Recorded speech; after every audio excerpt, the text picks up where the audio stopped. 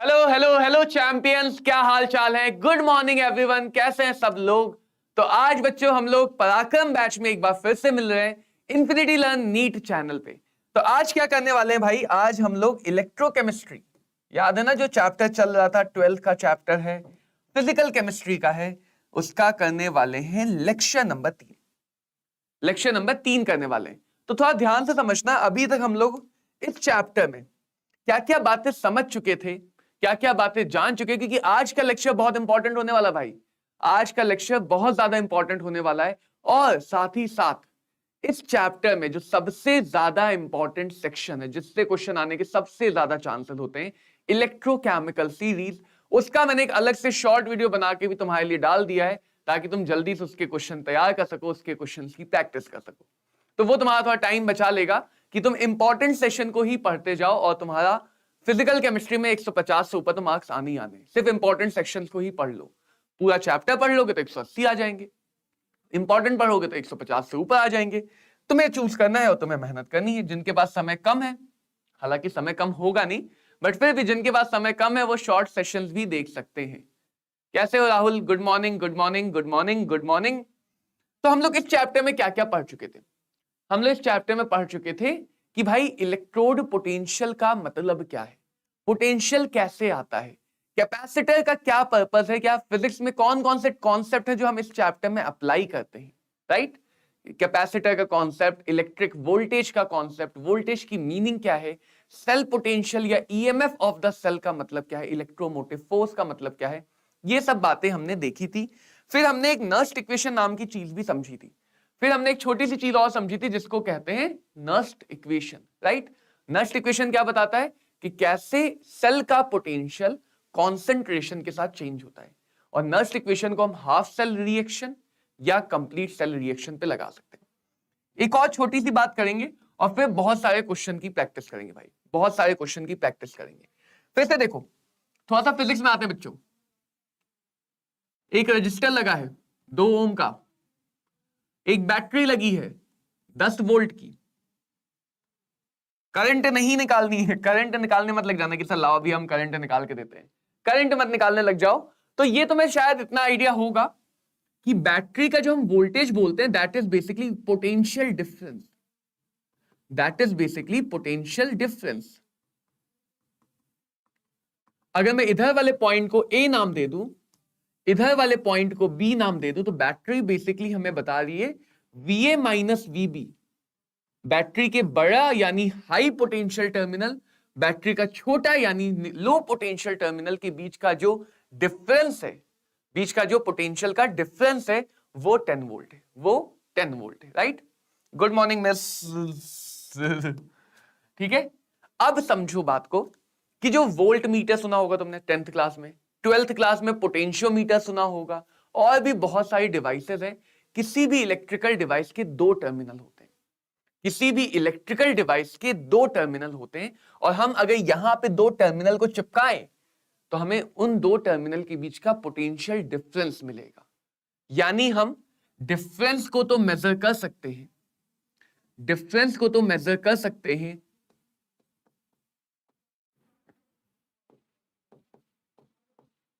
लेकिन हम इंडिविजुअल एक सिंगल पॉइंट के पोटेंशियल को मेजर नहीं कर सकते हैं। ध्यान से समझना इस बात को, बहुत काम की बात है, इस पे नीट में क्वेश्चन बन जाता है। 2-3 बार पूछा भी जा चुका है, ज्यादा नहीं पूछा गया, लेकिन हाँ 2-3 बार पूछा गया और रिसेंट ईयर में पूछा गया। Good morning Hasan, good morning Sumaiya, क्या हाल चाल है। तो ध्यान से समझना कि जब हम पोटेंशियल के डिफरेंस की बात करें तो हम डिफरेंस को तो किसी भी डिवाइस से मेजर कर सकते हैं, लेकिन एक सिंगल पॉइंट के पोटेंशियल को मेजर कर पाना इम्पॉसिबल है। पोटेंशियल चाहे तुमने जहां भी सुना, gravitational potential, electric potential, magnetic potential, किसी भी टाइप का पोटेंशियल जहां कहीं भी सुना है, हमेशा एक रेफरेंस पॉइंट के साथ मेजर किया जाता है। एमजीएच ग्राउंड को रेफरेंस मान के, 1/4 pi epsilon not Q1 Q2 by r infinite को रेफरेंस मान के, तो कोई ना कोई रेफरेंस पॉइंट रहता है। सॉरी। अब समझो यहां पे, अगर मैं यहां पे हम क्या करते हैं, 2 काम करते हैं।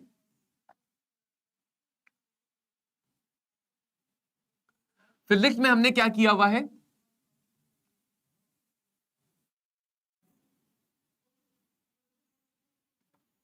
2 बार पहले सर्किट बना लिया है, ये जुड़ा हुआ है, टूटा हुआ नहीं है। और फिजिक्स में हमने क्या किया बच्चों, हमने ग्राउंड को, हमने धरती मां को, हमने अर्थ को रेफरेंस माना हुआ है, राइट। फिजिक्स में हम ये तो कहते हैं कि अगर हम किसी भी बॉडी को अर्थ से कनेक्ट कर दें, ग्राउंडिंग या अर्थिंग, किसी भी बॉडी को अर्थ से कनेक्ट कर दें, तो अर्थ के पोटेंशियल को हमने जीरो माना हुआ है। अर्थ के पोटेंशियल को क्या माना हुआ है, जीरो। यही तो रेफरेंस है, यही पोटेंशियल को जीरो मानना ही तो रेफरेंस है।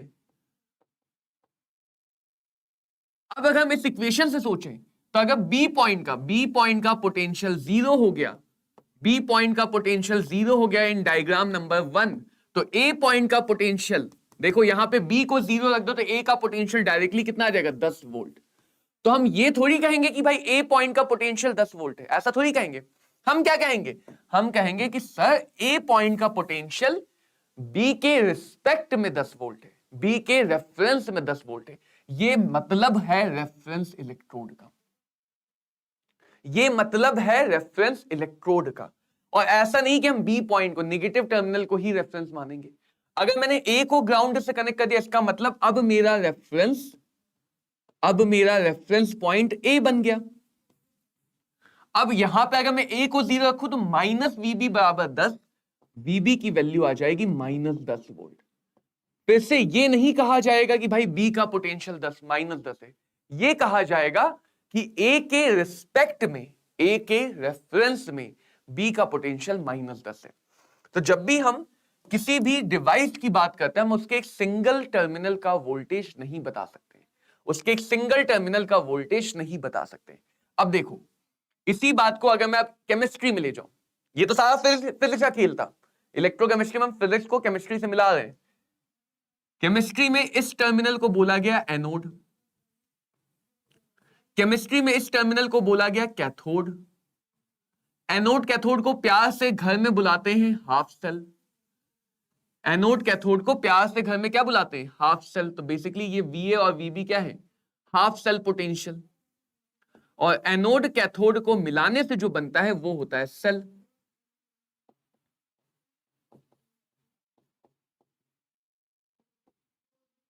एनोड कैथोड को मिलाने से जो बनता है उसको क्या बोलते हैं, सेल बोलते हैं। तो ये रिस्ट्रिक्शन तो भाई केमिस्ट्री में भी है कि हम सेल का पोटेंशियल तो मेजर कर सकते हैं सर जी, सेल का पोटेंशियल तो मेजर कर सकते हैं, लेकिन हाफ सेल का पोटेंशियल मेजर नहीं कर सकते। अगर मैं तुम्हें बोलूं सिर्फ जिंक इलेक्ट्रोड ले लूं, एक टर्मिनल ही तो है इसमें, एक ही तो इलेक्ट्रोड है। अगर किसी रिएक्शन के रिप्रेजेंटेशन में एक इलेक्ट्रोड है, हर इलेक्ट्रोड एक टर्मिनल दिखाता है, पॉजिटिव टर्मिनल, नेगेटिव टर्मिनल, एक टर्मिनल दिखाता है। तो अगर मैं कह दूं सिर्फ जिंक ये रिप्रेजेंटेशन है, तो ये सिर्फ और सिर्फ रिएक्शन का आधा हिस्सा ही दिखा रहा है, सिर्फ ऑक्सीडेशन, सिर्फ रिडक्शन। तो इसका अगर मैंने पोटेंशियल तुम्हें बताया कि भाई 0.76 वोल्ट है, तो ये कैसे बताया, ये पोटेंशियल मैंने कैसे बताया, सोच के देखो। ये पोटेंशियल मैंने किसी के रेफरेंस में बताया।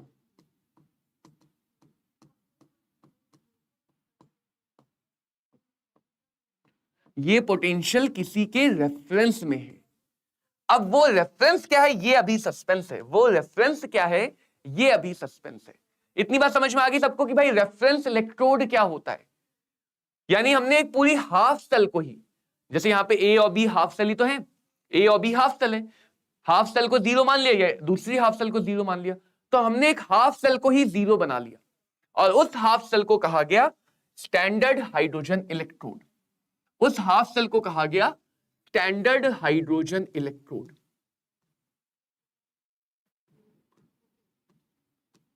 स्टैंडर्ड हाइड्रोजन इलेक्ट्रोड, जिसको प्यार से हम लोग बच्चों घर में शी बुलाते हैं, शी। तो शी को हमने रेफरेंस मान रखा है। इसका मतलब अगर हम हाइड्रोजन को एज अ एनोड जोड़ेंगे तो एनोड वाला पॉइंट रेफरेंस हो जाएगा, हाइड्रोजन को एज अ कैथोड जोड़ेंगे तो कैथोड वाला पॉइंट रेफरेंस हो जाएगा। यानी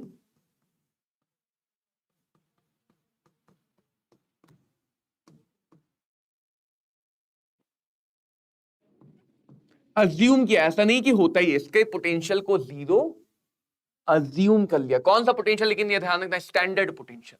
स्टैंडर्ड पोटेंशियल जीरो एज्यूम किया। हेलो डबल खुशी, क्या हाल चाल है? Good morning Rahul. देखो राहुल, हम क्या कर रहे थे, हमने पहले ही समझा कि भाई रेफरेंस का मतलब क्या है। जैसे फिजिक्स में हम किसी सर्किट में ग्राउंड करते हैं तो बेसिकली हमने ग्राउंड को क्या मान रखा है, एक रेफरेंस पॉइंट। हमने मान रखा है कि अर्थ का खुद का पोटेंशियल 0 वोल्ट है, और अगर किसी भी बॉडी को हम अर्थ से कनेक्ट करेंगे तो उसका खुद का पोटेंशियल भी 0 हो जाएगा। तो अर्थ हमारा रेफरेंस पॉइंट है, अर्थ हमारा रेफरेंस पॉइंट है। अगर मैंने इसको रेफरेंस मान लिया तो मैं इसका पोटेंशियल निकाल सकता हूं, इसको रेफरेंस मान लिया तो इसका पोटेंशियल। तो बेसिकली हम अर्थ को नेगेटिव साइड और पॉजिटिव साइड दोनों जगह लगा सकते हैं, अर्थ को नेगेटिव और पॉजिटिव साइड दोनों जगह लगा सकते हैं। तो जहां पे हम फिजिक्स में अर्थ को रेफरेंस मानते हैं, केमिस्ट्री में हमने हाइड्रोजन के इलेक्ट्रोड को रेफरेंस माना हुआ है, और उसी का पोटेंशियल 0 है। यानी अगर मैंने हाइड्रोजन को एनोड की जगह यूज किया तो एनोड वाले साइड का पोटेंशियल 0 हो जाएगा, हाइड्रोजन को कैथोड की जगह यूज किया तो कैथोड वाले पॉइंट का 0 हो जाएगा। एक और बात देखो, मैं बढ़िया हूं खुशी, तुम लोग की पढ़ाई कैसी चल रही है?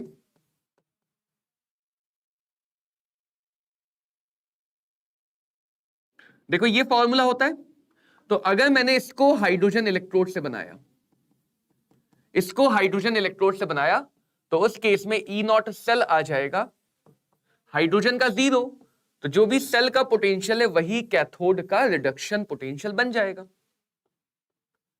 यानी अगर मैंने हाइड्रोजन को एनोड बनाया तो अपने आप में कैथोड का पोटेंशियल निकाल सकता हूं, कैथोड का पोटेंशियल निकाल सकता हूं।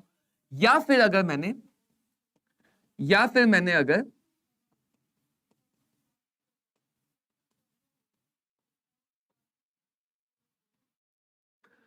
हाइड्रोजन को कैथोड की तरह ले लिया तो इस बार कैथोड वाले साइड का पोटेंशियल 0 हो जाएगा, तो एनोड वाली साइड का पोटेंशियल डायरेक्टली सेल पोटेंशियल से आ जाएगा साइन को चेंज करने के बाद।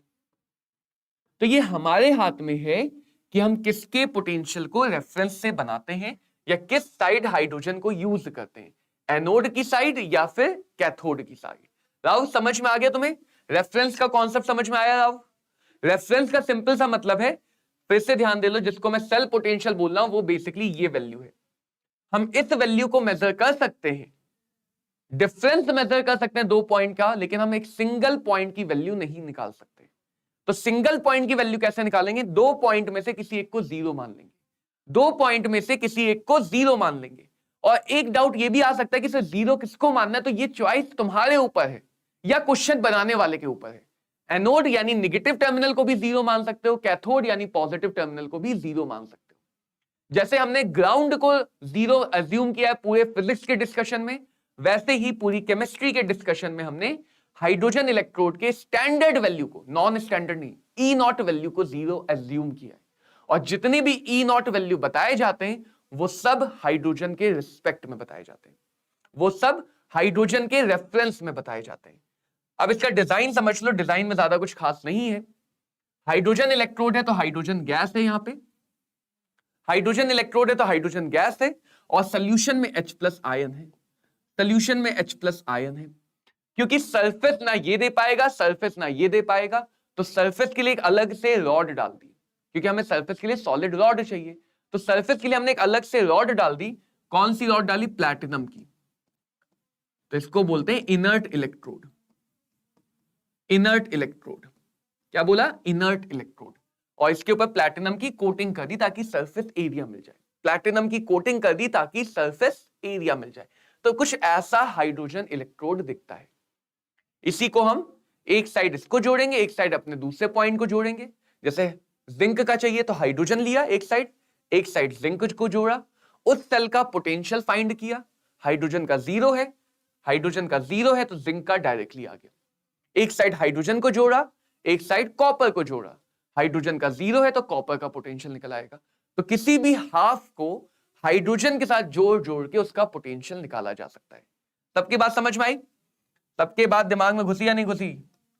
अब आ जाते हैं इसके और एप्लीकेशन पे, इसके थोड़े से और एप्लीकेशन पे आ जाते हैं। देखो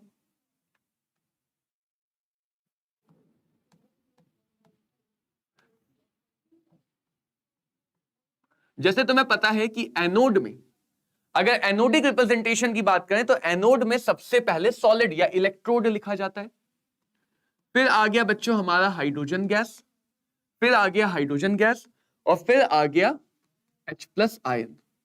H+ भी लिख सकते हैं, एसिड भी लिख सकते हैं, लेकिन H+ काम का है। या फिर अगर मैंने H+ पहले लिख लिया, He2 लिखा और फिर लिखा प्लैटिनम सॉलिड, इलेक्ट्रोड सबसे लास्ट में, यानी ये हो गया कैथोडिक रिप्रेजेंटेशन। तो हाइड्रोजन इलेक्ट्रोड को हम भैया एनोड की तरह भी इस्तेमाल कर सकते हैं। पहले इस्तेमाल करें फिर विश्वास करें, और कैथोड की तरह भी इस्तेमाल कर सकते हैं। ठीक है, क्लियर? सबको क्लियर है? सबको समझ में आई बात? अब देखो, मैं किसी एक को लेके आगे बढ़ रहा हूं क्योंकि तुम्हें पता है उसको रिवर्स कर दोगे तो वो बन जाएगा। इसको लेके आगे बढ़ जाता हूं। काम क्या करना वो देखोगे। रिएक्शन सोचो क्या होगी। एनोड मतलब ऑक्सीडेशन, 0 है और +1 है, तो 0 से +1 जाना ही तो ऑक्सीडेशन होगा। तो एनोड मतलब ऑक्सीडेशन, तो कन्वर्जन होगा। अगर एनोड लोगे तो रिएक्शन होगी H2 से H+, H2 से H+। समझना, जब भी तुम्हें लगे कि भाई कंसंट्रेशन पे डिपेंडेंस समझनी है या कंसंट्रेशन के साथ चीजों को समझना है, तो नर्स इक्वेशन पे जाना है। और नर्स इक्वेशन पे जाने के लिए पहले हमें रिएक्शन लिखनी पड़ेगी। गुड मॉर्निंग इंजीनियर साहब, क्या हाल चाल है? क्या हाल चाल है? अब इस रिएक्शन को कर लेते हैं बैलेंस। 2 हाइड्रोजन, 2 H+, इधर 0 चार्ज, इधर +2, तो इधर आ गए 2 इलेक्ट्रॉन। रिएक्शन आ गई तो नर्स इक्वेशन हम हाफ सेल और फुल सेल दोनों पे लगा सकते हैं। मैं बढ़िया हूं इंजीनियर साहब, तुम कैसे हो? तो E of she is equal to E not of she minus 0.0591 divided by number of electron 2 log product side में जो भी आ रहा है, तो H+ एक्वस है तो उसके कंसंट्रेशन की पावर 2, क्योंकि आगे 2 है, डिवाइडेड बाय रिएक्टेंट साइड में अगर कोई गैस आती है तो गैस के लिए हम लिखते हैं उसका पार्शियल प्रेशर। नर्स इक्वेशन में मोलैरिटी और प्रेशर दोनों एक साथ आ सकता है। ये हमें डिसाइड करना होता है कि किसके लिए मोलैरिटी, किसके लिए प्रेशर। गैस जितनी भी है उनके लिए पार्शियल प्रेशर, और एक्वस आयन जितने भी हैं, एक्वस सॉल्यूशन जितने भी हैं, उनके लिए मोलैरिटी। प्रेशर हमेशा एटीएम में ही लिखा जाएगा, प्रेशर हमेशा एटमॉस्फेयर में ही लिखा जाएगा। तो E ऑफ शी तो हमें पता है 0 है, E नॉट 0 है, E 0 नहीं है, तो E ऑफ शी आ जाएगा -0.0591 डिवाइडेड बाय 2 लॉग H+ का square divided by pressure of hydrogen. H+ का square divided by pressure of hydrogen. तो तुम चाहो तो भैया इस फॉर्मूले को डायरेक्टली याद कर सकते हो। हालांकि मैं कहूंगा कि भाई डायरेक्टली ना याद करो, डायरेक्टली याद करने की कोई जरूरत नहीं है। बेटर तो ये होगा कि तुम हर बार रिएक्शन लिखो, नर्स इक्वेशन अप्लाई करो, रिलेशन निकाल लो, वो ज्यादा बेटर होगा। बट डायरेक्टली जो याद करना चाहते हैं कर सकते हैं। इससे ज्यादा इंपॉर्टेंट इसका अगला वर्जन है जो केस पे है। अब ये भी तो हो सकता है, अब यहां से इस फॉर्मूले की खूबसूरती बढ़ेगी कि अगर हाइड्रोजन का प्रेशर 1 एटमॉस्फेयर या 1 बार दिया है, अगर हाइड्रोजन का प्रेशर मेंशन नहीं भी है, तो हम मान लेंगे कि हाइड्रोजन गैस का प्रेशर कितना, 1 atm। यानी कि जब तक क्वेश्चन तुमसे प्रेशर पूछे ना, या प्रेशर की वैल्यू 1 atm के अलावा कोई और ना दे, तुम हमेशा मान सकते हो कि हाइड्रोजन गैस का प्रेशर 1 है। देखो यहां पे 1 रख देंगे, फिर अगर हाइड्रोजन गैस का प्रेशर यहां पे 1 है तो यहां पे 1 रख देंगे। 1 रख के क्या आएगा देखना, E of she is equal to -0.0591 divided by 2 log H+ के कंसेंट्रेशन का स्क्वायर। H+ के कंसेंट्रेशन का स्क्वायर, बहुत ध्यान से समझना। अब इसी को और क्या लिख सकते हैं, थोड़ा सा देखो मैं मॉडिफाई कर रहा हूं, ध्यान से समझ लेना। 0.0591 डिवाइडेड बाय 2, हमें पता है जो लॉग के अंदर की पावर होती है वो बाहर मल्टीप्लीकेशन में आ सकती है, तो मल्टीप्लाई बाय 2, लॉग के अंदर की पावर मल्टीप्लीकेशन में आ गई, मल्टीप्लाई बाय बचा क्या log H प्लस, बचा क्या log H प्लस, बचा क्या log H प्लस, और ये जो माइनस साइन था पहले से, मैंने जबरदस्ती में नहीं लगाया, ठीक है, माइनस साइन पहले से था, तो जो ये माइनस साइन था इसको मैंने थोड़ा सा यहां log के साथ लिख दिया, थोड़ा सा मैंने यहां पे log के साथ लिखा, ये दो कैंसिल, ये दो कहां से आया, ये पावर बाहर निकल के आई, फॉर्मूला बन गया खूबसूरत सा फॉर्मूला बन गया 0.0591 माइनस लॉग एच प्लस का ही दूसरा नाम हुआ करता था भैया pH, minus log H plus का ही तो दूसरा नाम हुआ करता था पीएच। तो ये फॉर्मूला ज्यादा यूज होता है डायरेक्टली, लेकिन ये फॉर्मूला एक कंडीशन पे आया है। कंडीशन क्या है, इस कंडीशन के साथ ही ये फॉर्मूला काम करेगा, अगर ये कंडीशन नहीं तो ये फॉर्मूला नहीं। और इस फॉर्मूले का फायदा क्या है, अब तुमने मतलब दरवाजे खोल दिए, तुमने यहां पे इलेक्ट्रोकेमिस्ट्री के लिए आयोनिक इक्विलिब्रियम के दरवाजे खोल दिए। वो तुम्हें पीएच दे के पूछ सकते हैं, वो पीओएच दे के पूछ सकते हैं, वो weak acid, strong acid, salt hydrolysis, buffer solution, solubility, ionic equilibrium का कोई भी कॉन्सेप्ट हाइड्रोजन इलेक्ट्रोड के साथ मिलाया जा सकता है, और वो डिसाइड करेगा क्वेश्चन की डिफिकल्टी लेवल, कि कितना डिफिकल्ट क्वेश्चन बनेगा।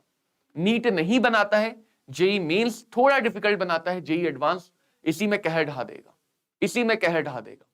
कॉन्सेप्ट बहुत सिंपल सा है कि शी के ऊपर नस्ट इक्वेशन लगानी है।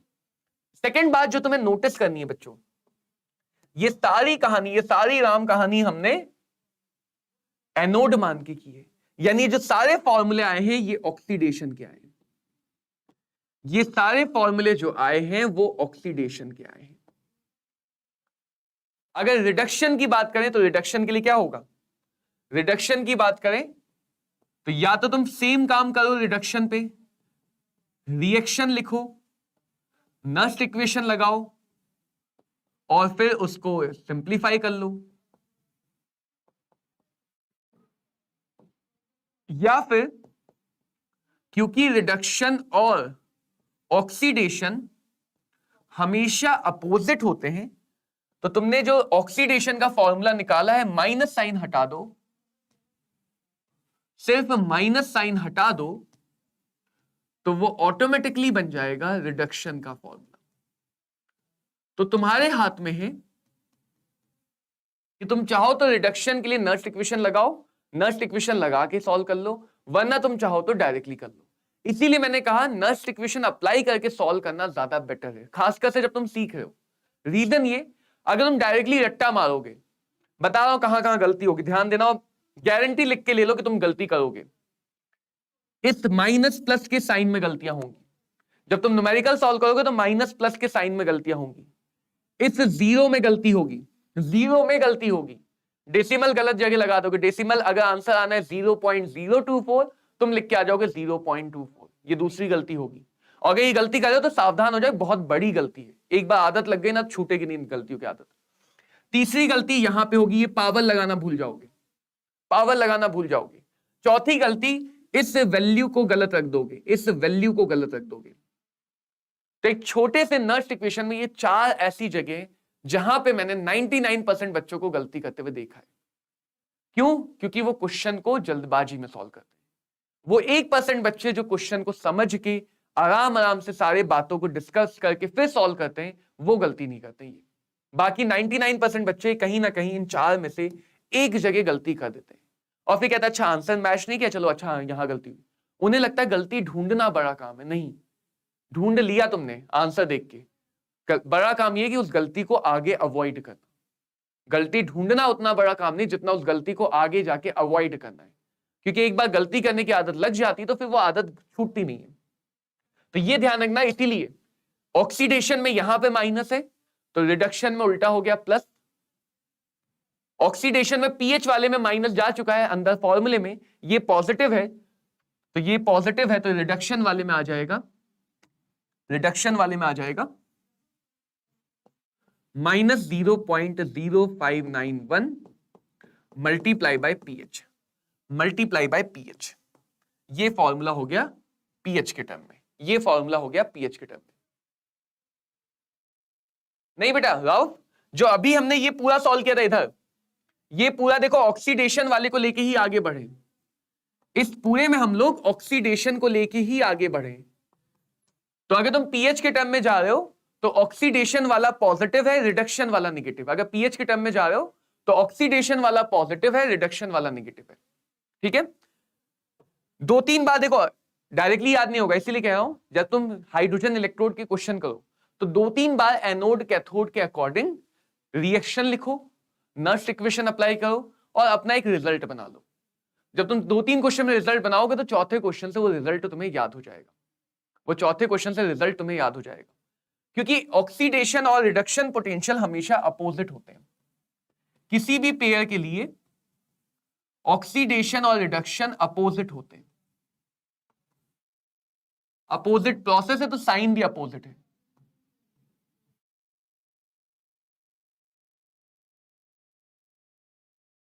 ठीक है, तो अगर ऑक्सीडेशन ये वाला है, ऑक्सीडेशन हमने निकाला वो पॉजिटिव आया, लॉजिकली निकाला, तो अगर ऑक्सीडेशन वाला पॉजिटिव है तो इसी वैल्यू के लिए, इसी हाइड्रोजन इलेक्ट्रोड के लिए रिडक्शन वाला निगेटिव होगा, रिडक्शन वाला निगेटिव होगा।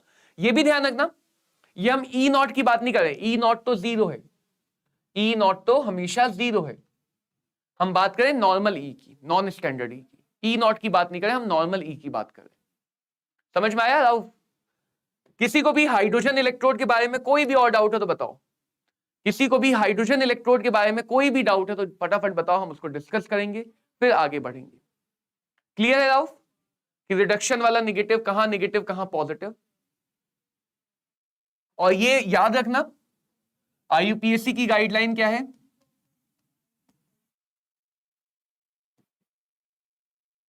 मतलब एक तो हम लोग चीजें सीखते हैं और फिर आईयूपीएससी भैया आ जाते कहते नहीं ये याद रखो।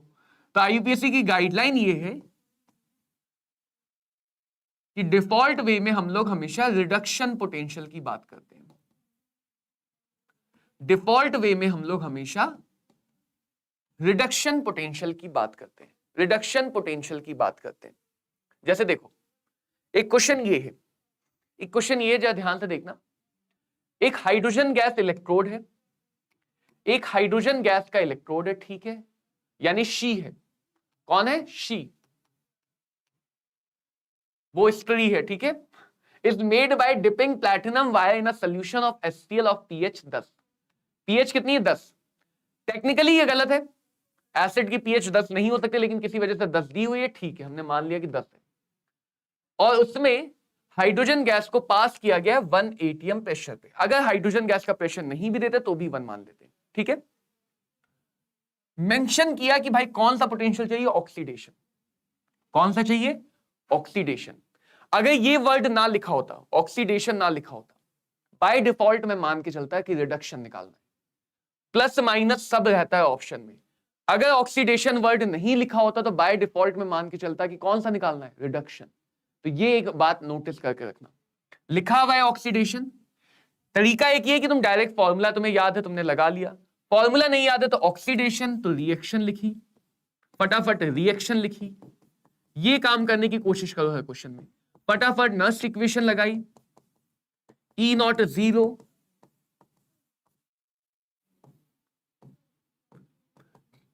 हाइड्रोजन का कंसेंट्रेशन लिखा और हाइड्रोजन का प्रेशर 1 रख दिया। जहां भी log H प्लस है उसको तुम pH से हटा सकते हो। pH बराबर क्या होता है? pH बराबर होता है minus log H plus. POH होता है माइनस log OH माइनस। तो log के अंदर अगर H प्लस या OH माइनस है तो उसको तुम pH या POH से सब्स्टिट्यूट कर सकते हो। और pH प्लस POH का समेशन कितना होता है? क्योंकि इलेक्ट्रोकेमिस्ट्री 25 डिग्री पे ही काम करती, तो 14। तो कभी भी नर्स इक्वेशन सॉल्व करते समय कहीं भी log H प्लस दिख जाए, log OH माइनस दिख जाए, तो उनको तुम pH या POH से सब्स्टिट्यूट कर सकते हो, pH या POH से सब्स्टिट्यूट कर सकते हो। तो या तो तुम ये वाला काम करोगे हर बार, ये वाला काम करोगे, करते करते जल्दी कर पाओगे, या तुम्हें डायरेक्टली फॉर्मूला याद है प्रॉपर तरह से कि शी का जो ऑक्सीडेशन पोटेंशियल है, शी का जो ऑक्सीडेशन पोटेंशियल है 0.0591 मल्टीप्लाइड बाय पीएच होता है। ऑक्सीडेशन वाले में पॉजिटिव रहता है। पीएच 10 है तो पीएच की वैल्यू रख दो 10, तो ये आ जाएगा 0.591 वोल्ट। 0.591 वोल्ट। ऑप्शन डी बन गया सही आंसर। ऑप्शन डी बन गया सही आंसर। आया सबको समझ में? समझ में आया या नहीं आया? क्लियर? क्लियर है?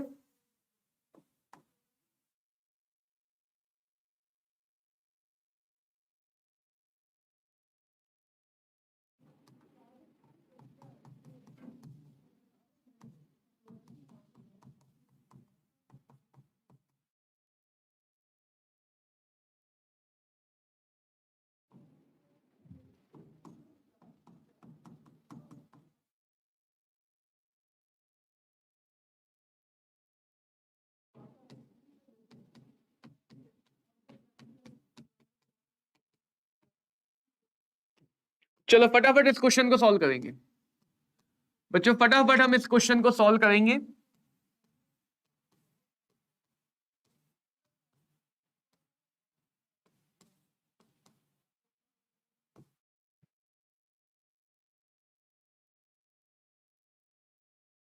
फटाफट इस क्वेश्चन को आप सॉल्व करके देखेंगे। You have to find change in electrode potential of hydrogen electrode if pH is equal to 2 is diluted. If pH is equal to 2 is diluted, एक मिनट रुकना, pH is equal to 2 is diluted to pH is equal to pH is equal to 6. pH is equal to 2 is diluted to pH is equal to 6.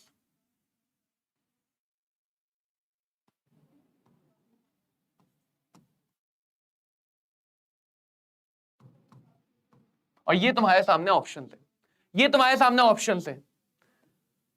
और लिख के ले लो, इसमें कुछ बच्चे गलती करेंगे। लिख के ले लो, इसमें कुछ बच्चे गलती करेंगे। चैलेंज मान लो, इसमें कुछ बच्चे गलती करेंगे ही करेंगे। गलती नहीं की इसका मतलब तुमने बात समझी है, सुनी है और ध्यान से सुनी है। और ऐसे क्वेश्चन आ चुके हैं एग्जाम्स में, ठीक है? देखो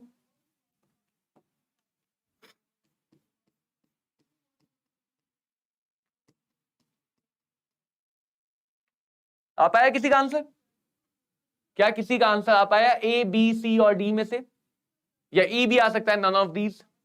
एफ भी आ सकता है सर हमको नहीं आता। जी भी आ सकता है सर हम कैसे निकालें। आया किसी का आंसर? चलो देखते हैं। सबसे पहले समझना है, सबसे पहले ये समझना है कि इन्होंने सिर्फ इलेक्ट्रोड पोटेंशियल बोला, सिर्फ और सिर्फ इलेक्ट्रोड पोटेंशियल बोला। ये नहीं बोला कि भैया रिडक्शन का निकालना है या ऑक्सीडेशन का। और ऐसे क्वेश्चन में ऑप्शन हमेशा प्लस माइनस डिजाइन किए जाते हैं, ताकि अगर तुम गलती करो तो वो ऑप्शन तुम्हें दिखे। एग्जामिनर तुम्हारी कॉमन गलतियों के अकॉर्डिंग क्वेश्चन डिजाइन करता था कि वो ऑप्शन में दिख जाए जो तुम कॉमन गलती कर सकते हो। तो क्योंकि नहीं बोला कौन सा पोटेंशियल, तो बात की जाएगी रिडक्शन की। अगर पोटेंशियल का टाइप नहीं बताया तो बाय डिफॉल्ट हमेशा हम लोग बात करते हैं रिडक्शन की। अब वो जो रिडक्शन है वो है -0.0591 मल्टीप्लाइड बाय पीएच। माइनस क्यों लिया? क्योंकि रिडक्शन वाले माइनस आता है। प्रेशर नहीं दिया है, प्रेशर नहीं दिया है तो हमने डायरेक्टली मान लिया।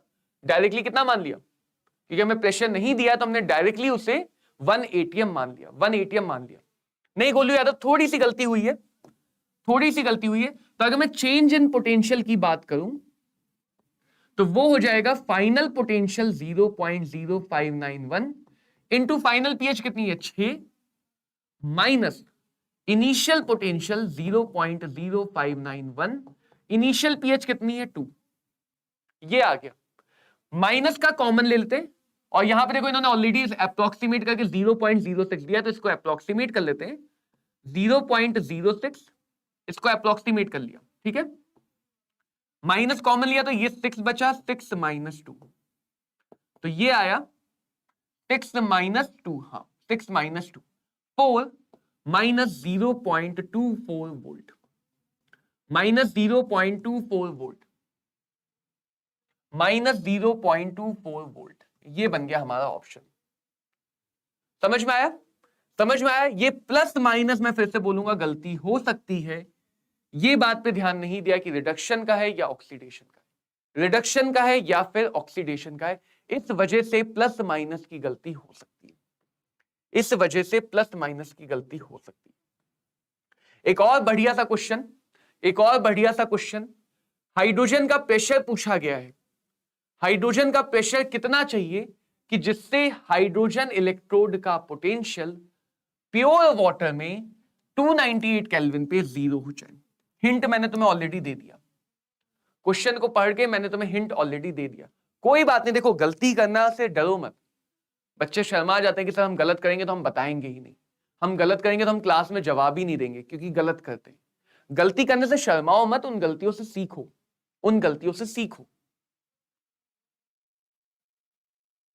यहां पे एक बात ध्यान देना,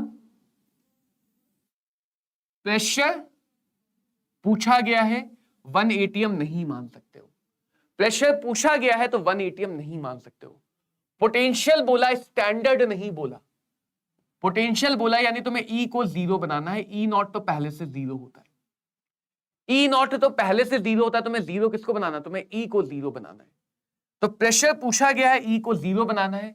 जीरो बनाना है तो चाहे ऑक्सीडेशन को जीरो बनाओ, चाहे रिडक्शन को जीरो बनाओ, ये तुम्हारे हाथ। अगर मैं ऑक्सीडेशन के टर्म में लिखूं,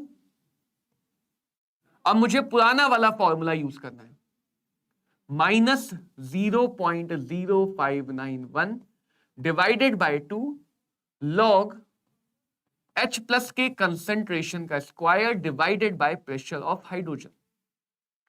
जब मैं लॉग के टर्म में लेता हूं तो ऑक्सीडेशन वाले में निगेटिव होता है, जब मैं पीएच के टर्म में लेता हूं तो ऑक्सीडेशन वाले में पॉजिटिव। लॉग के टर्म में ऑक्सीडेशन वाले में निगेटिव, पीएच में माइनस साइन अंदर चला जाता है, तो पीएच के टर्म में ऑक्सीडेशन वाले में पॉजिटिव। ठीक है। अब क्वेश्चन कह रहा है कि कितना प्रेशर रखें, इसका प्रेशर कितना रखें प्योर वाटर में कि ये जीरो हो जाए। हमें इसको जीरो बनाना है, ये क्वेश्चन कह रहा है हमें इसको जीरो बनाना है। तो अगर इसको जीरो बनाना है, सब मल्टीप्लाई में उधर भी चला जाएगा। लॉग H प्लस का स्क्वायर, हाइड्रोजन का प्रेशर, इसको कितना बनाना है, जीरो। ये सब तो मल्टीप्लाई में था, उधर भी चला गया, जीरो बन गया। अब log 1 जीरो होता है, log 1 जीरो होता है, तो अगर log को जीरो बनाना है तो उसके अंदर वाले को 1 बनाना है। log को जीरो बनाना है तो उसके अंदर वाले को 1 बनाना है। log 1 पे जीरो होता है, यानी क्रॉस मल्टीप्लाई कर दो तो हमें यहां पे मिल गया हाइड्रोजन का प्रेशर H प्लस का स्क्वायर, H प्लस का स्क्वायर। अब ये कंफ्यूजन है भाई, ये हमारा कंफ्यूजन है। कंफ्यूजन ये है कि H प्लस कितना ले, H प्लस कितना ले। तो भैया प्योर वाटर न्यूट्रल होता है, प्योर वाटर न्यूट्रल होता है। रूम टेम्परेचर पे दोनों pH 7 होती है, तो न्यूट्रल पानी में दोनों 10 टू द पावर -7 होते हैं। तो H प्लस का स्क्वायर यानी 10 टू द पावर -7 का स्क्वायर, तो ये आ गया 10 to the power -14 ATM, 10 to the power -14 ATM। ये बन गया हमारा आंसर, ये बन गया हमारा आंसर। तो हाइड्रोजन इलेक्ट्रोड पे कैसे काम करना है वो नर्स इक्वेशन का ही है। थ्योरी वाइज सिर्फ इतना है कि हाइड्रोजन एक ऐसा इलेक्ट्रोड है जिसका E नॉट हमने जीरो माना हुआ है, जिसका E नॉट हमने क्या माना हुआ है, जीरो माना हुआ है, जिसका E नॉट बच्चों हमने जीरो माना हुआ है। और इसीलिए हम हाइड्रोजन को प्राइमरी रेफरेंस कहते हैं, इसीलिए हम हाइड्रोजन को प्राइमरी रेफरेंस इलेक्ट्रोड कहते हैं, प्राइमरी रेफरेंस इलेक्ट्रोड कहते हैं।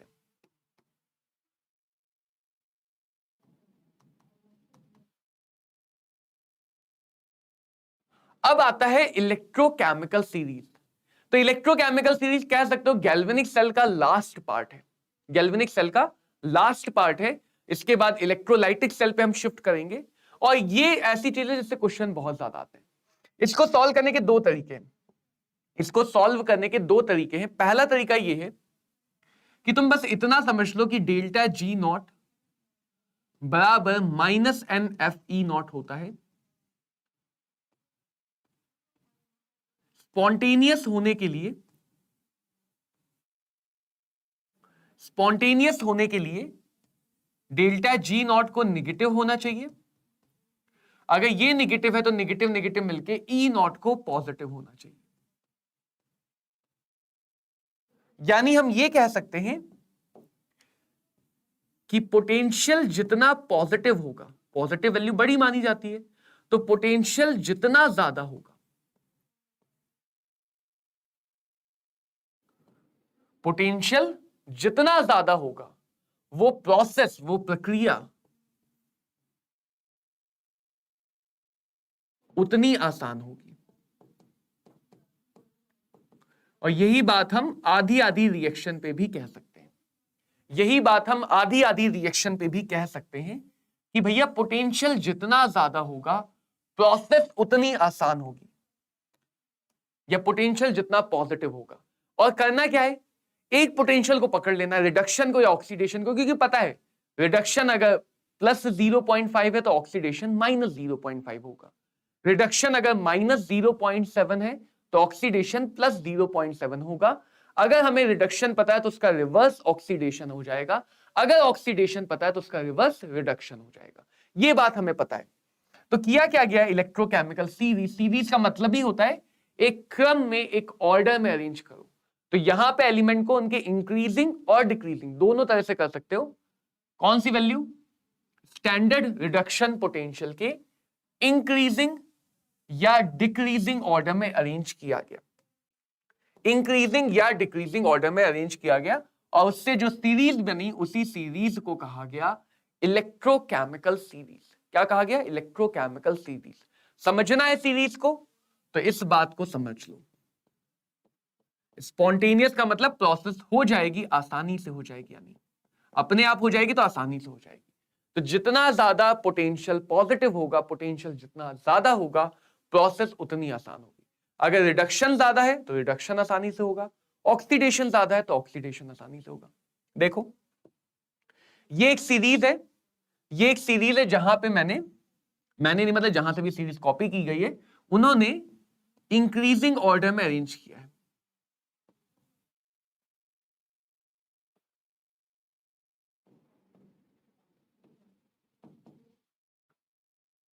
स्टैंडर्ड रिडक्शन पोटेंशियल के इंक्रीजिंग ऑर्डर में अरेंज किया गया है। बीच में कहीं ऑक्सीजन, बीच में कहीं हाइड्रोजन आएगा जिसका पोटेंशियल 0 होता है, और ऐसा ही कहीं पे हमें सीरीज में नॉन मेटल्स भी मिलेंगे, मेटल्स भी मिलेंगे, मेटल के कंपाउंड भी मिलेंगे। अगर तुम देखोगे एनसीईआरटी के अंदर तो वहां पे जो सीरीज है वो डिक्रीजिंग ऑर्डर में अरेंज की गई। उन्होंने उल्टा किया, फ्लोरीन से लेके लिथियम तक, फ्लोरीन से लेके लिथियम तक सारे पोटेंशियल मेजर किए गए हाइड्रोजन को रेफरेंस मान के।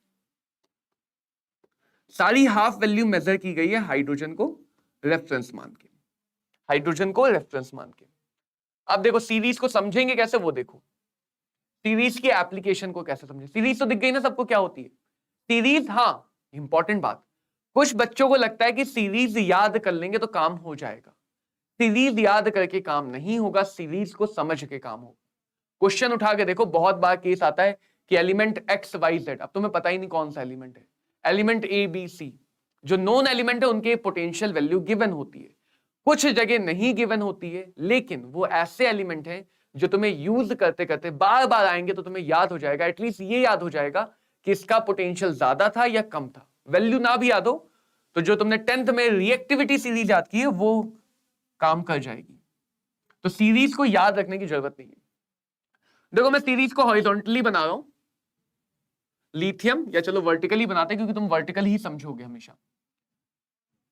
लिथियम से नीचे जाओगे, sodium, potassium, magnesium, aluminium, zinc, iron, copper, iron, hydrogen, उसके बाद कॉपर, ये सब मिलते हुए फिर आयोडीन, ब्रोमीन, क्लोरीन, ये सब करते हुए तुम्हें फ्लोरीन मिलेगा।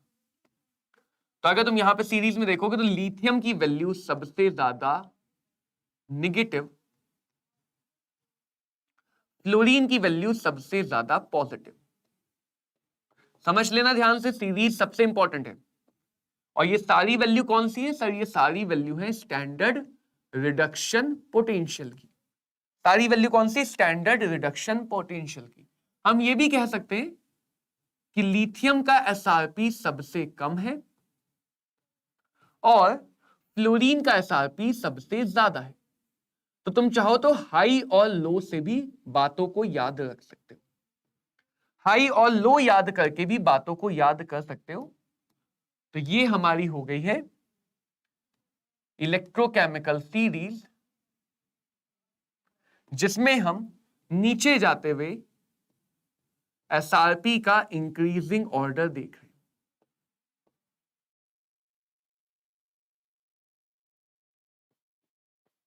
एसआरपी का इंक्रीजिंग ऑर्डर देख रहे हैं नीचे जाते हुए।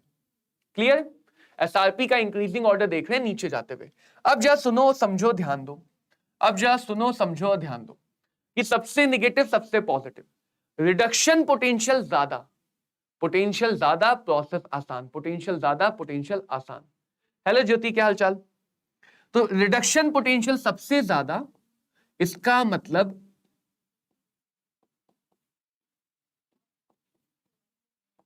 रिडक्शन सबसे आसान। रिडक्शन पोटेंशियल सबसे कम, तो रिडक्शन का उल्टा ही तो ऑक्सीडेशन होता है। रिडक्शन का पोटेंशियल सबसे कम तो ऑक्सीडेशन का सबसे ज्यादा। रिडक्शन का पोटेंशियल कम तो रिडक्शन सबसे मुश्किल। एलआई का मेटल है, मेटल का रिडक्शन मुश्किल होगा, लेकिन इसका ऑक्सीडेशन सबसे ज्यादा आसान है। और इसीलिए एस ब्लॉक इनऑर्गेनिक में ये क्वेश्चन पूछे जाते हैं कि लिथियम में ऐसा क्या है जिससे उसका ऑक्सीडेशन सबसे आसान है, तो आंसर आता है हाइड्रेशन एनर्जी।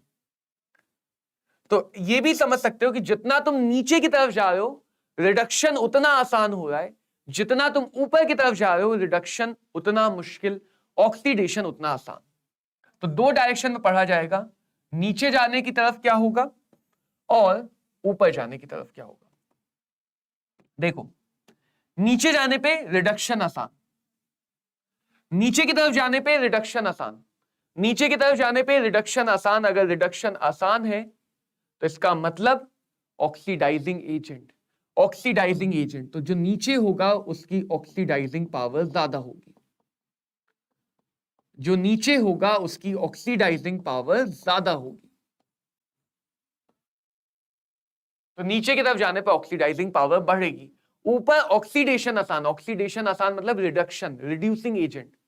ऑक्सीडेशन जिसका खुद का होगा वो बनेगा रिड्यूसिंग एजेंट, तो जो ऊपर मिलेगा उसकी रिड्यूसिंग पावर ज्यादा होगी।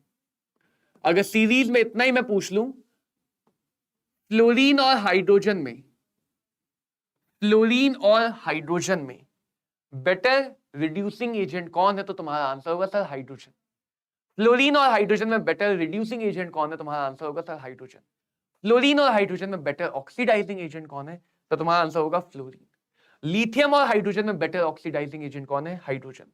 जितना नीचे उतना अच्छा ऑक्सीडाइजिंग, जितना ऊपर उतना अच्छा रिड्यूसिंग एजेंट। ये पहली बात। दूसरी बात, एनोड पे क्या होता है, ऑक्सीडेशन, कैथोड पे क्या होता है, रिडक्शन। ऊपर जाओगे ऑक्सीडेशन आसान से, यानी एनोड टेंडेंसी बढ़ेगी, तो जो ऊपर मिलेगा उसके अंदर एनोड बनाने की टेंडेंसी ज्यादा होगी। जो नीचे मिलेगा, जो नीचे मिलेगा उसके अंदर कैथोड बनाने की टेंडेंसी ज्यादा होगी।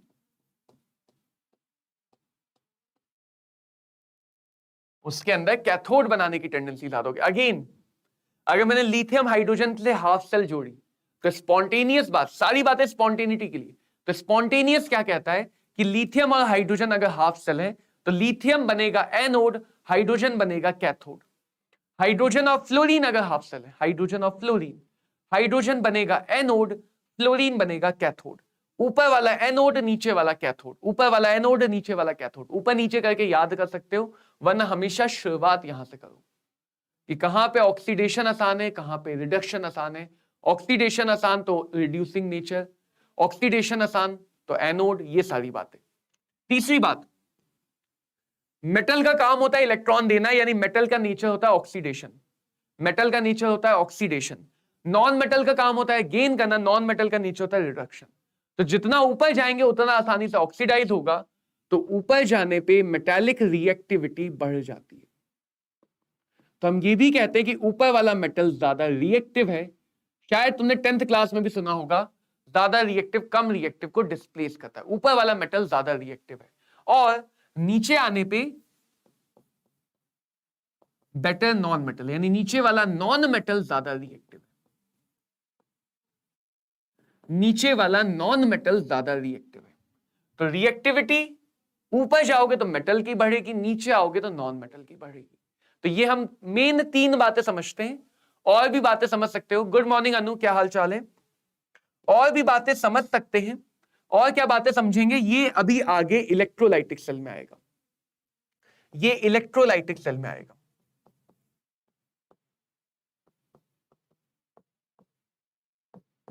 कि ऊपर की तरफ जाओगे तो एनायन डिपोजिशन, क्योंकि एनायन का ऑक्सीडेशन होना होगा, ये इलेक्ट्रोलाइटिक में समझ जाओगे, एनायन का ऑक्सीडेशन होना होगा, तो ऊपर जाने पे एनायन डिपोजिशन इजी होता है।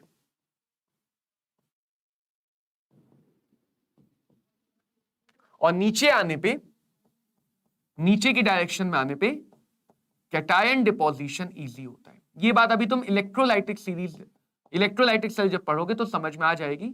यानी अगर Li प्लस H प्लस है, Li प्लस और H प्लस है, तो H प्लस इजिली डिपॉजिट होगा।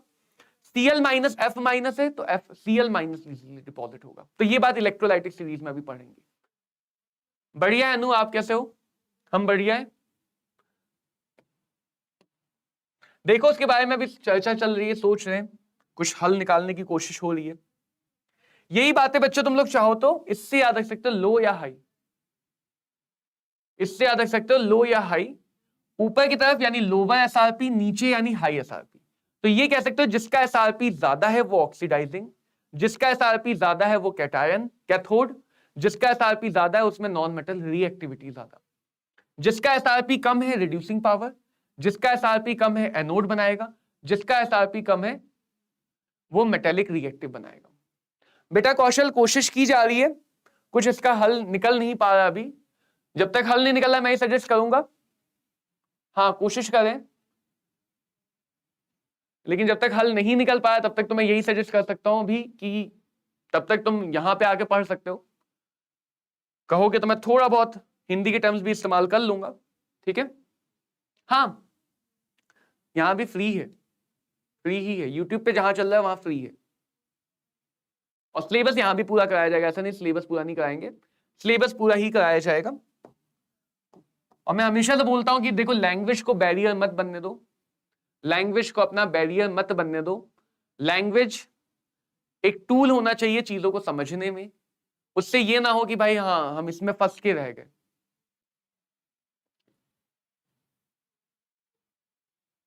देखो अब इसमें ऐसे क्वेश्चन आते हैं, मैं थोड़ी सी एक छोटी सी सीरीज बना दे रहा हूं ताकि मैं क्वेश्चन जब करूं तो तुम सीरीज का रेफरेंस दे सको। लिथियम, नीचे है सोडियम, फिर है जिंक, आयरन, हाइड्रोजन, यहां कहीं पे आयोडीन, ब्रोमीन,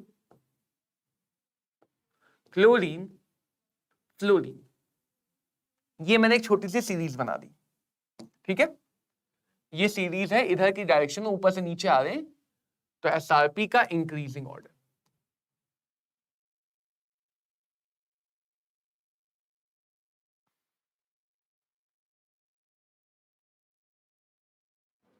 एसआरपी का इंक्रीजिंग ऑर्डर, ठीक है? Yes yes, okay great. तो यहां पे समझना, अगर मैं तुमसे ऐसा पूछूं, ऐसे क्वेश्चन तुमने 10th क्लास में देखे होंगे कि भाई जिंक को कॉपर डिस्प्लेस कर पाएगा या कॉपर को जिंक डिस्प्लेस कर पाएगा। मतलब तुम्हें यह प्रिडिक्ट करना है कि जिंक और कॉपर में से ये रिएक्शन हो पाएगी या नहीं हो पाएगी।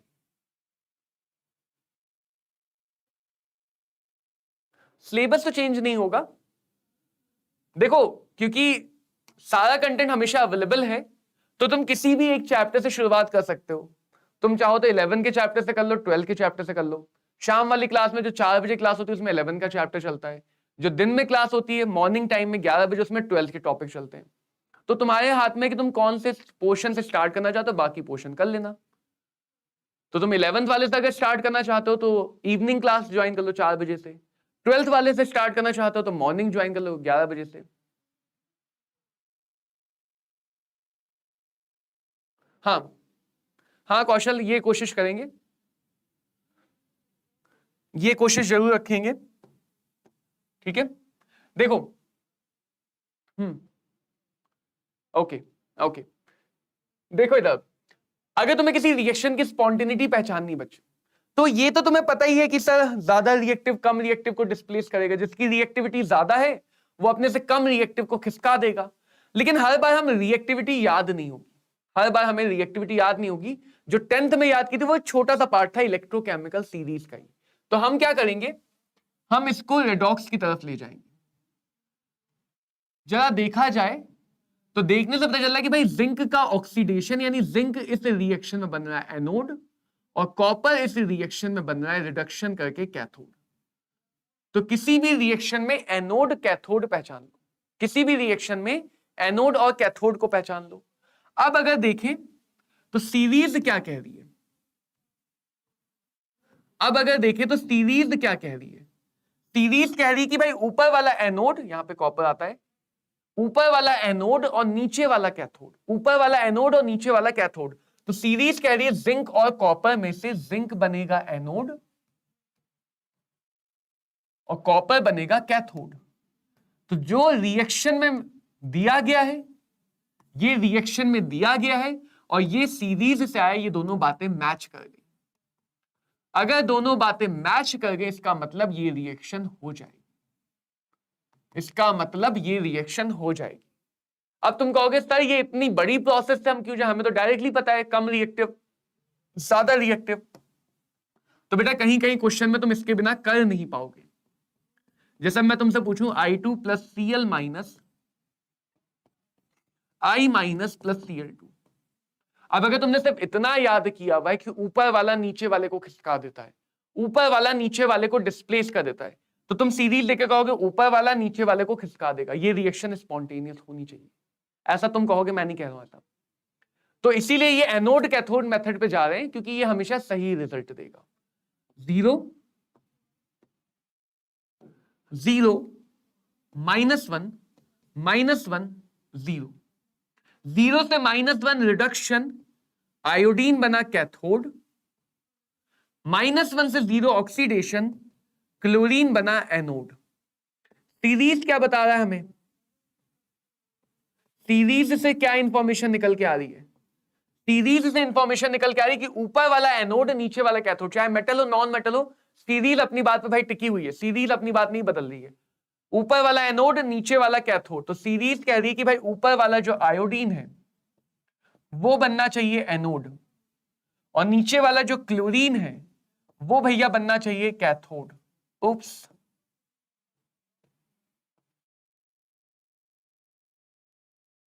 मैच नहीं हुआ, मैच नहीं हुआ, उल्टा दिया है रिएक्शन में, इसका उल्टा दिया है, यानी ये रिएक्शन नहीं हो सकती है, ये रिएक्शन नॉन स्पॉन्टेनियस है।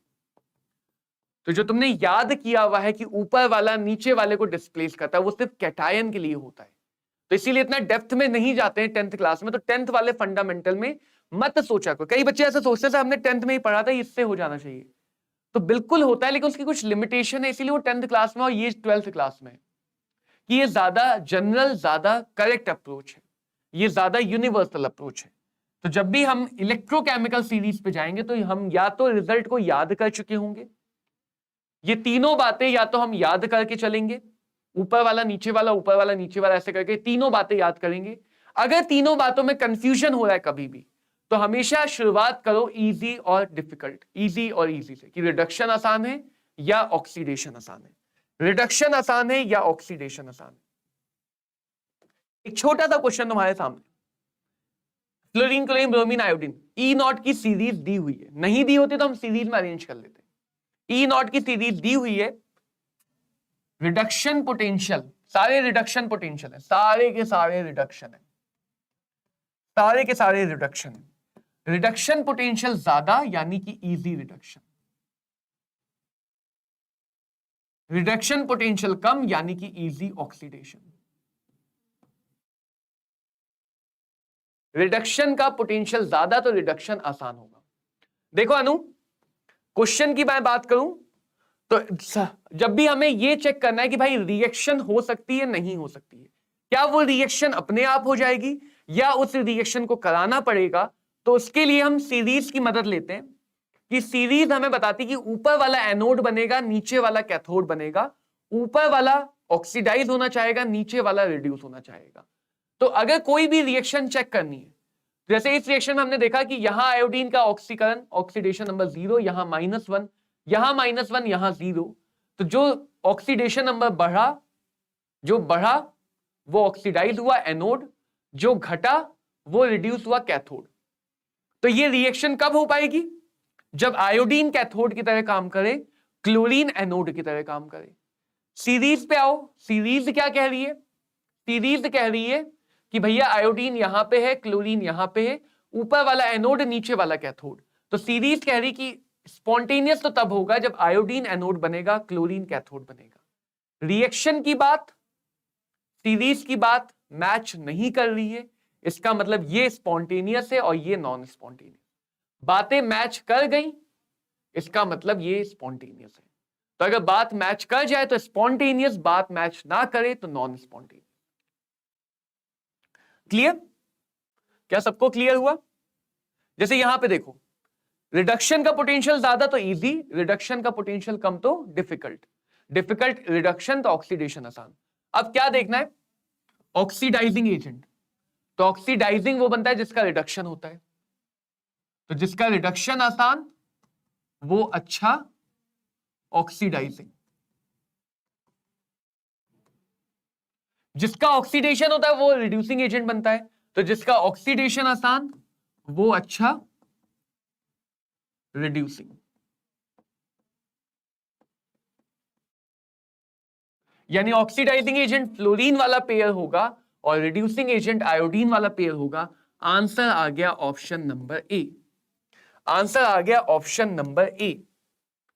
तो हम किसी भी रिएक्शन में, किसी भी इलेक्ट्रोकेमिकल सीरीज में वैल्यू दी जाती है, वैल्यू दी जाती है और उस वैल्यू के बेस पे काम करना होता है, वैल्यू के बेस पे काम करना होता है। एक्स वाई जेड, तीन मेटल है, x y z, potential given है, अरेंज कर लो इंक्रीजिंग ऑर्डर में, अरेंज कर लो, सॉरी, इंक्रीजिंग ऑर्डर में। ठीक है,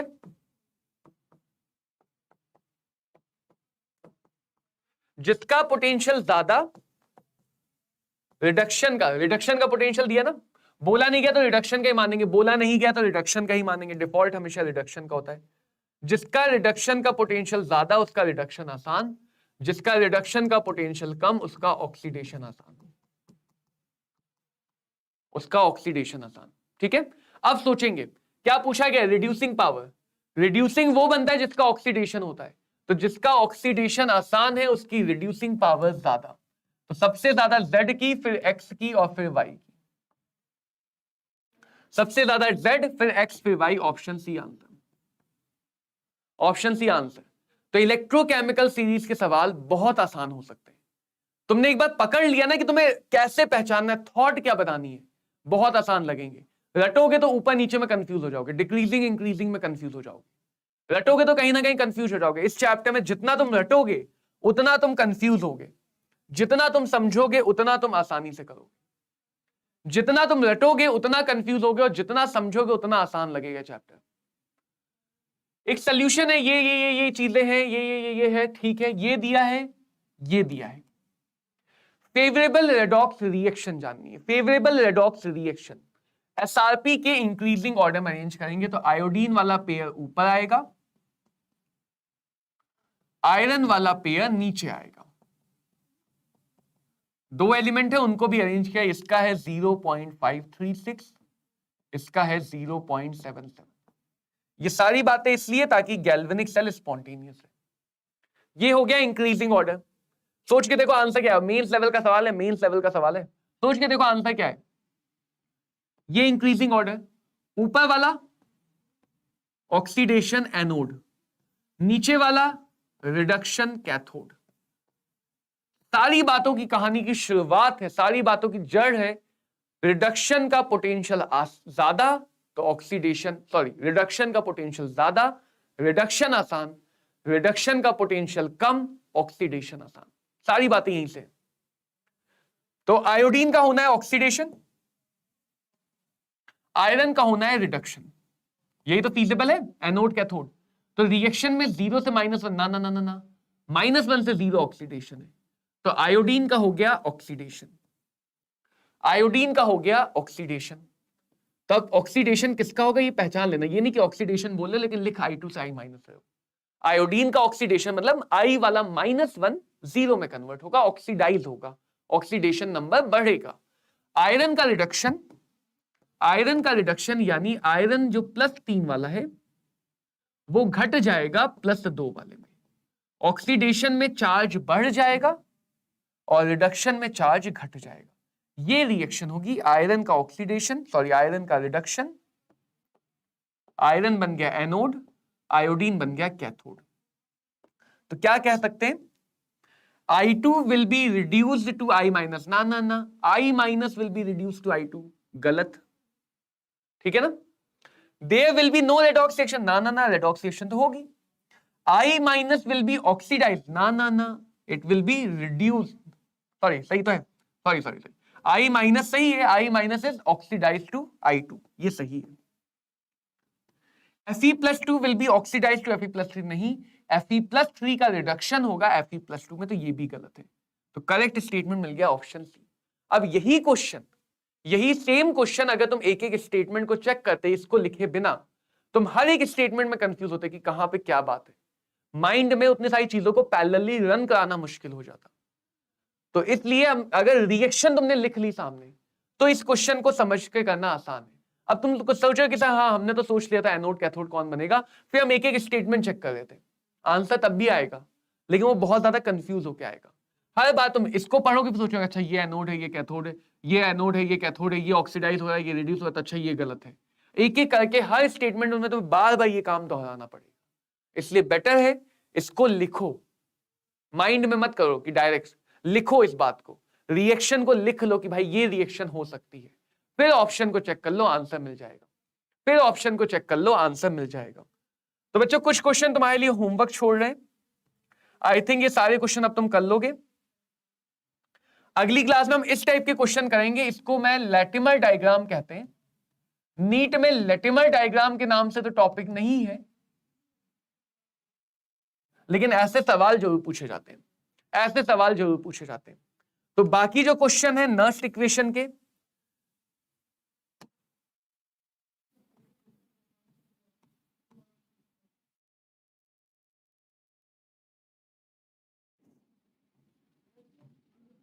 इलेक्ट्रोकेमिकल सीरीज के क्वेश्चन, गैल्वेनिक सेल के क्वेश्चन, गिब्स एनर्जी के क्वेश्चन, इक्विलिब्रियम कांस्टेंट के क्वेश्चन और इलेक्ट्रोकेमिकल सीरीज के क्वेश्चन, ये सारे क्वेश्चन अब तुम प्रैक्टिस कर सकते हो। ये सारे टॉपिक हम कवर कर चुके हैं। अगली क्लास में हम लोग लैटिमर डायग्राम करेंगे, कॉन्सेंट्रेशन सेल करेंगे और होपफुली फिर इलेक्ट्रोलाइटिक सेल की स्टार्टिंग करेंगे। तो मिलते हैं बच्चों अगली क्लास में इसी समय पे। हमारी क्लास की टाइमिंग है ट्यूसडे, थर्सडे, सैटरडे सुबह 11 बजे। ड्रॉपर में हम पराक्रम बैच में हम 12 के टॉपिक कवर करते हैं। तो मिलते हैं बच्चों अगली क्लास में। Tata, bye bye, have a great day, thank you. उम्मीद करता हूं सबको सेशन समझ में आया हो। चीजें समझ में आई हो तो नोट डाउन करो, उन चीजों को पॉइंट वाइज फॉर्मूले लिखो, उनको समझो और क्वेश्चन की प्रैक्टिस करो। एक ही तरीका है फिजिकल केमिस्ट्री में स्ट्रांग बनने का, ज्यादा से ज्यादा न्यूमेरिकल लगा के, ज्यादा से ज्यादा न्यूमेरिकल को लगा के। तो मिलते हैं अगले सेशन में। Bye bye, tata, take care.